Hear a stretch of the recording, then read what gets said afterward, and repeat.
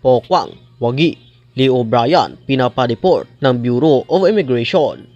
Pinaniga ng Bureau of Immigration o BI ang hiling ng kapuso actress na si Pokwang na mapadeport ang kanyang dating partner na si Lee O'Brien. Base sa 8 pahinang resolusyon na inilabas noong December 12, inuutusan ng Bureau of Immigration na mapadeport si Lee dahil sa naging paglabag nito sa mga alituntunin at kondisyon ng kaniyang pananatili sa bansa. Ayon sa complaint na inihain ni Pokwang, ang nire-renew ni Lee ay ang kanyang tourist visa kahit na ang dahilan ng pananatili niya sa bansa ay ang pagtatrabaho. Naglabas naman ng pahayag ang legal counsel ng kapuso star na si Attorney Rafael Calinisan ngayong Sabado, December 23. We thank for the Bureau of Immigration for siding with the truth in our case against Lee O'Brien. Pagbabahagi ng legal counsel ni Pokwang.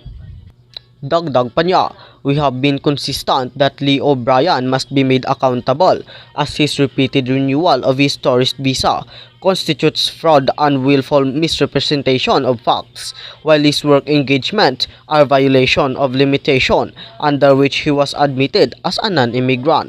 Maliban sa pagkakansila ng visa ni Lee, hindi rin makakabalik sa bansa ang ex-partner ni Pokwang matapos idagdag ang pangalan nito sa blacklist ng BI. Matatandaang kamakailan lang nang tuluyan ng pumayag ang kapuso actress komedyane na muling makita at makasama ni Lee ang kanilang anak na si Malia.